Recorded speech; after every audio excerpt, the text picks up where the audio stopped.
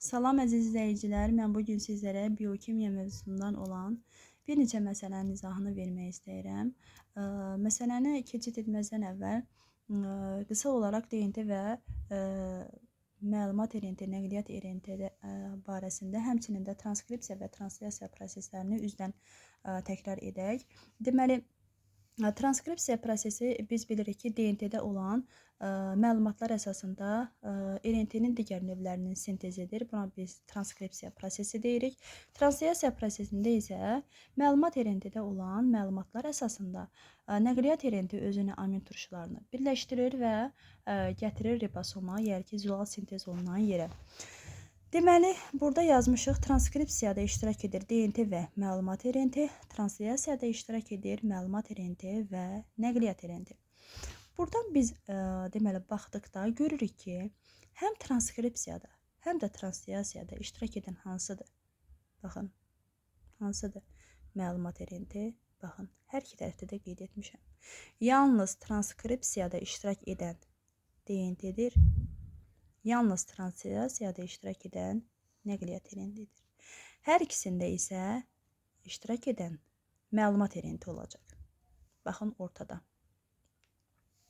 Və əlavə olaraq nəyi qeyd etmək istəyirəm?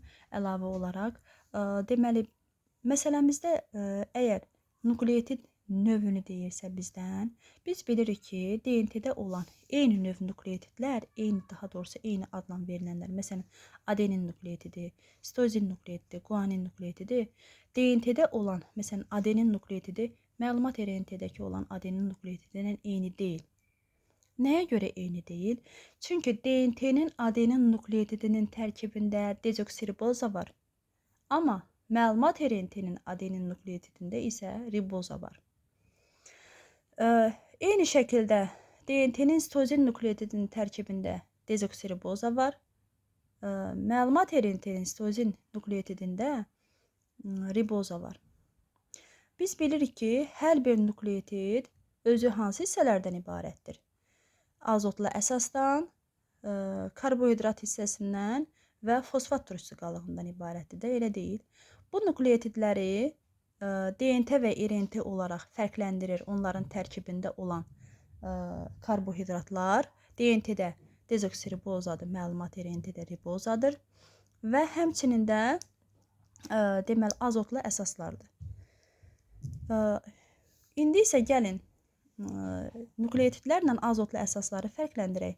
Bəs DNT-nin tərkibində olan azotlu əsası məlumat RNT-nin tərkibində olan azotlu əsasla fərqlənirmi? Xeyr, fərqlənmir. Azotlu əsaslar isə eynidir. Yəni, adenin hər yerdə adenin azotlu əsasıdır, sitozin hər yerdə sitozin azotlu əsasıdır, Q də eyni formada.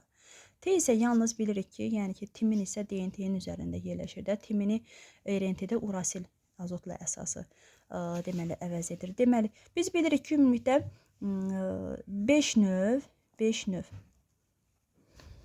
azotlu əsaslar var da, adenindir, timindir, urasildir, sitozindir, guanindir. Elə deyil. Bəs 8 növ nukleotid hardandır? Baxın, 8 növ nukleotid, bax bunlardır. 4-ü buradadır, 4-ü də buradadır. Zaten nəqliyyat RNT-nin üzərində olan nukleotidlər məlumat RNT-nin üzərində olan nukleotidlərlə fərqlənməyəcək. Nəyə görə? Çünki dedim axı, nukleotidləri bir-birindən fərqləndirir. Nələr? Karbohidratlar. Axı, RNT-lərin bütün nukleotidlərin tərkibində karbohidrat olaraq ribozadır da, elə deyil. DNT-yə gəldikdə isə iş başqa cür olur da, belə deyək. DNT-nin tərkibində olan nukleotidlərdə dezoksiribozadır, RNT-də isə ribozadır. Yəni ki, bunlar hamısı fərqli-fərqli nukleotidlərdir. 4-ü burada, 4-ü də burada, 4 növ burada, 4 növ burada olacaq 8 növ nukleotid. İndi bizdə məsələmizdə nə deyir? Yalnız deyir, transkripsiyada iştirak edən nukleotidlərin növ sayını deyir tapın. Yəni ki, transkripsiya prosesində iştirak edib, translyasiya prosesində iştirak etməyin. Yəni ki, qısaca olaraq yalnız transkripsiyada iştirak edən hansı olacaq? Əvvəldə də qeyd etdim, DNT. DNT-də neçə növ nukleotid var? 4 növ. Adenin, timin, sitozin, guanin. Deməli, cavabımız 4-dür. C variantı. Gəlin 34-cü məsələyə baxaq. Transkripsiya prosesində iştirak edib translyasiya prosesində iştirak etməyən azotlu əsaslar. Bu dəfə azotlu əsaslar deyir. Bu zaman dəyişəcək. Yenə burada DNT-ni demək istəyir. DNT-nin tərkibində nələr var? Baxıram. Adenin var, timin var, sitozin var, guanin var. Baxıram, bu azotlu əsaslar yalnız D-nin mi tərkibindədir? Xeyr. Baxın, mən burada A-nı da görürəm, Q-nü də görürəm, S-i də görürəm. Baxın, burada da A-nı da görürəm, S-i də görürəm, Q-nü də görürəm. Deməli, bu azotlu əsaslar ribozalar, üzr istəyirəm, RNT-lərdə də var da, elə deyil. Deməli, A da var, S də var, Q da var, elə deyil. Yəni ki, DNT-nin tərkibində olanlardan. Yerdə qaldı nə? Bir dənə timin var ki, timin azotlu əsası yalnız və yalnız DNT-nin tərkibindədir. Ona görə də cavab burada A bəndi olacaq.